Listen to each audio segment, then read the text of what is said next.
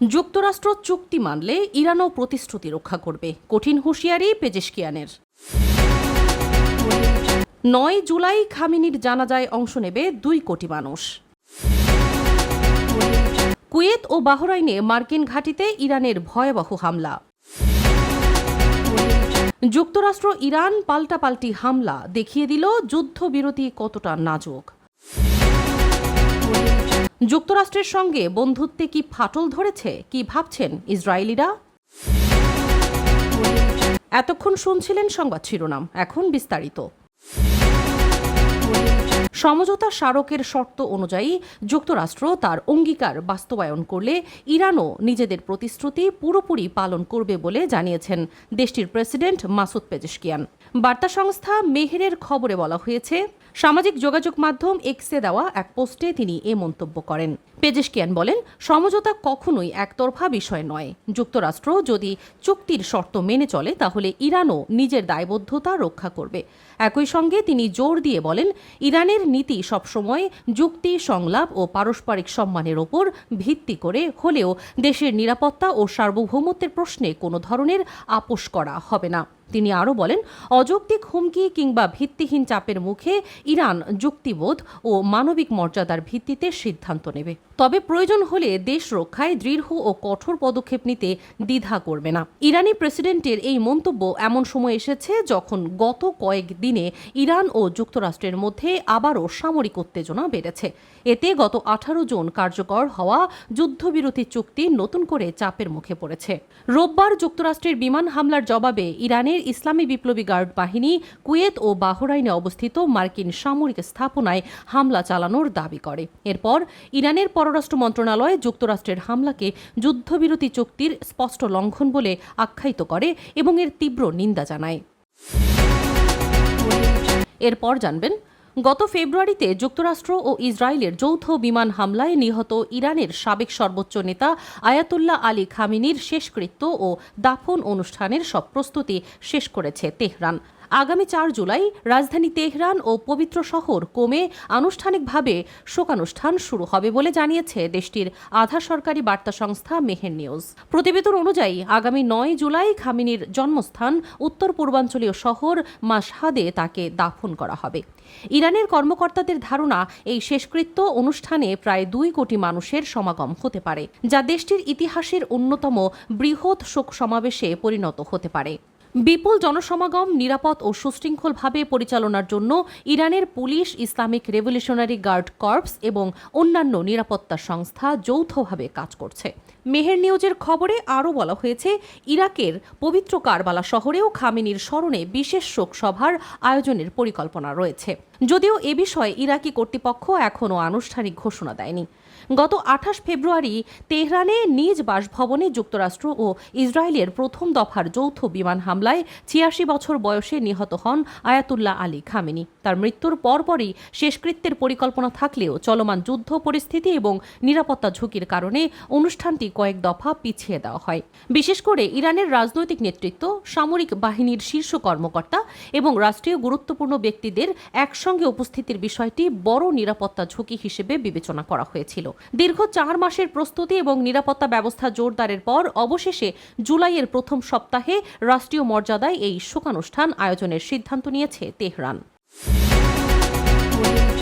এরপর জানবেন, যুক্তরাষ্ট্রের সাম্প্রতিক সামরিক হামলার জবাবে কুয়েত ও বাহরাইনে অবস্থিত মার্কিন সামরিক স্থাপনাগুলোতে ক্ষেপণাস্ত্র ও ড্রোন হামলা চালানোর দাবি করেছে ইরানের ইসলামিক রেভলিউশনারি গার্ড কর্পস।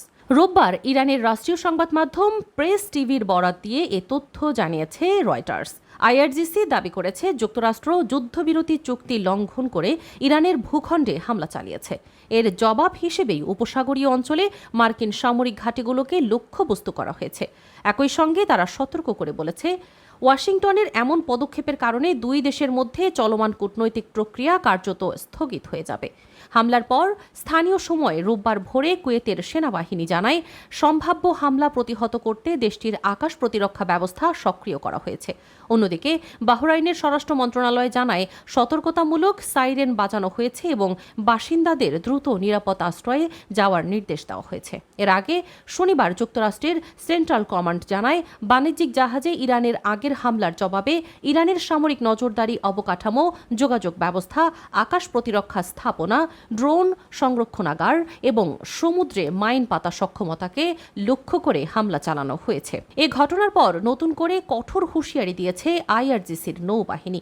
এক বিবৃতিতে তারা দাবি করে, সিরিক শহরে যুক্তরাষ্ট্রের হামলা হরমুজ প্রণালীর ওপর ইরানের নিয়ন্ত্রণ দুর্বল করতে পারেনি, বরং নিয়ম ভঙ্গকারী জাহাজগুলোর বিরুদ্ধে কঠোর ব্যবস্থা অব্যাহত থাকবে বলেও জানানো হয়।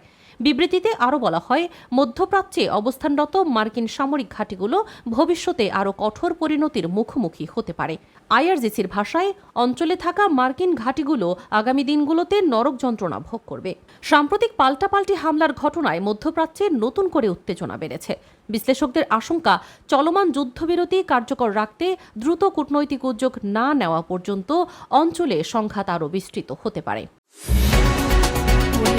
আরও জানবেন, সমঝোতা স্মারকে সইয়ের কয়েক দিনের মধ্যেই আবারও পাল্টাপাল্টি হামলায় জড়িয়েছে যুক্তরাষ্ট্র ও ইরান। এতে দুই দেশের যুদ্ধবিরতি কতটা নাজুক অবস্থায় রয়েছে তা নতুন করে সামনে এসেছে। একই সঙ্গে বিশ্লেষকদের মতে, সংঘাত সত্ত্বেও উভয় পক্ষই এখনও কূটনৈতিক সমাধানের পথ খোলা রাখতে চাইছে। কূটনৈতিক সূত্রের তথ্য অনুযায়ী, ইরানের পারমাণবিক কর্মসূচি, নিষেধাজ্ঞা শিথিল এবং হরমুজ প্রণালীর ভবিষ্যৎ নিয়ে আলোচনা এগিয়ে নিতে দুই দেশ আবারও আলোচনায় বসতে সম্মত হয়েছে। ট্রাম্প প্রশাসনের এক কর্মকর্তার দাবি, এ লক্ষ্যে মঙ্গলবার কাতারের রাজধানী দোহায় বৈঠক হওয়ার কথা রয়েছে। সাম্প্রতিক উত্তেজনার সূত্রপাত ঘটে বাণিজ্যিক জাহাজে হামলা এবং তার জবাবে যুক্তরাষ্ট্রের সামরিক অভিযানকে কেন্দ্র করে। এরপর ইরান উপসাগরীয় অঞ্চলে মার্কিন ঘাঁটি ও মিত্র দেশগুলোর লক্ষ্য করে পাল্টা হামলা চালানোর দাবি করে। এতে মধ্যপ্রাচ্যে বড় ধরনের সংঘাতের আশঙ্কা তৈরি হয় এবং বিশ্ব জ্বালানি বাজারেও নতুন উদ্বেগ দেখা দেয়। হরমুজ প্রণালীর নিয়ন্ত্রণ প্রশ্নে দুই দেশের অবস্থান এখনও মুখোমুখি। ইরান এই কৌশলগত জলপথে নিজেদের প্রভাব ধরে রাখতে চাইলেও যুক্তরাষ্ট্র স্পষ্টভাবে জানিয়েছে, আন্তর্জাতিক নৌ চলাচলে কোনো ধরনের নিয়ন্ত্রণ বা বাধা তারা মেনে নেবে না। এদিকে চলমান সমঝোতার ফলে যুক্তরাষ্ট্র আংশিকভাবে নিষেধাজ্ঞা শিথিল করায় ইরান আবার তেল রপ্তানি শুরু করেছে। অন্যদিকে হরমুজ প্রণালীতে জাহাজ চলাচল স্বাভাবিক হওয়ায় আন্তর্জাতিক বাজারে তেলের দামও কিছুটা কমেছে, যা ট্রাম্প প্রশাসনের জন্য রাজনৈতিকভাবে গুরুত্বপূর্ণ বলে মনে করছে। তবে কূটনৈতিক অগ্রগতির পাশাপাশি উত্তেজনাও অব্যাহত রয়েছে। জাতিসংঘে যুক্তরাষ্ট্রের রাষ্ট্রদূত মাইক ওয়ালাৎস সতর্ক করে বলেছেন, ইরানের যে কোনো আগ্রাসনের জবাব কঠোরভাবে দেওয়া হবে। অন্যদিকে সাবেক জাতীয় নিরাপত্তা উপদেষ্টা জ্যাক সুলিভান মনে করেন, আলোচনা চলাকালেও নতুন করে উত্তেজনা সৃষ্টি হওয়ার ঝুঁকি রয়েছে। সর্বশেষ জানবেন, একসময় যুক্তরাষ্ট্র ও ইসরায়েলের সম্পর্ককে অটুট বলে মনে করা হলেও সাম্প্রতিক সময়ে সেই সম্পর্কে নতুন করে টানাপোড়েনের ইঙ্গিত মিলছে। ইরানের সঙ্গে শান্তি আলোচনায় মার্কিন প্রেসিডেন্ট ডোনাল্ড ট্রাম্পের সক্রিয় ভূমিকা এবং ইসরায়েলের প্রধানমন্ত্রী বেনিয়ামিন নেতানিয়াহুর প্রতি তার প্রকাশ্য সমালোচনার পর ইসরায়েলের রাজনৈতিক এবং কূটনৈতিক মহলে উদ্বেগ বাড়ছে। বিশ্লেষকদের মতে, ওয়াশিংটনের নীতিতে পরিবর্তনের আভাস এবং যুক্তরাষ্ট্রে ইসরায়েল বিরোধী জনমত বৃদ্ধির কারণে ভবিষ্যতে দুই দেশের ঐতিহ্যগত ঘনিষ্ঠ সম্পর্ক নতুন চ্যালেঞ্জের মুখে পড়তে পারে। সম্প্রতি নিউ ইয়র্কের ডেমোক্র্যাটিক প্রাইমারিতে ফিলিস্তিনপন্থী অবস্থানের জন্য পরিচিত কয়েকজন প্রার্থীর বিজয়ও ইসরায়েলের উদ্বেগ বাড়িয়ে দিয়েছে। ইসরায়েলের সাবেক কনসাল জেনারেল ও তেল আবিবের বর্তমান ডেপুটি মেয়র আসাফ জামির বলেছেন, যুক্তরাষ্ট্রের রাজনৈতিক অঙ্গনে ইসরায়েল বিরোধী অবস্থান এখন আগের চেয়ে অনেক বেশি শক্তিশালী হয়ে উঠছে। বিশ্লেষকদের আশঙ্কা, পরিস্থিতি এভাবে চলতে থাকলে ভবিষ্যতে ইসরায়েলের জন্য যুক্তরাষ্ট্রের শত কোটি ডলারের সামরিক সহায়তা, জাতিসংঘে কূটনৈতিক সমর্থন এবং বিভিন্ন বিশেষ সুবিধাও প্রশ্নের মুখে পড়তে পারে।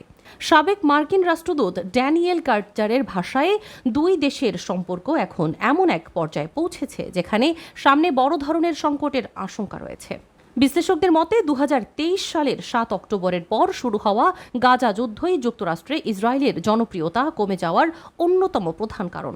যুদ্ধ চলাকালে গাজায় ব্যাপক প্রাণহানি, মানবিক সংকট এবং অবকাঠামো ধ্বংসের ঘটনায় মার্কিন জনমতের বড় একটি অংশের দৃষ্টিভঙ্গি বদলে গেছে। সাম্প্রতিক জরিপগুলোও সেই পরিবর্তনের ইঙ্গিত দিচ্ছে। একাধিক জনমত জরিপে দেখা গেছে, ইতিহাসে প্রথমবারের মতো উল্লেখযোগ্য সংখ্যক মার্কিন নাগরিক ফিলিস্তিনিদের প্রতি বেশি সহানুভূতি প্রকাশ করেছেন। একই সঙ্গে ইসরায়েলের প্রতি নেতিবাচক মনোভাবও আগের তুলনায় বেড়েছে। গবেষকদের মতে ডেমোক্র্যাটিক পার্টির ভেতরে ইসরায়েল বিরোধী অবস্থান এখন আর প্রান্তিক কোনো বিষয় নয়, বরং তা নির্বাচনী রাজনীতির গুরুত্বপূর্ণ ইস্যুতে পরিণত হয়েছে।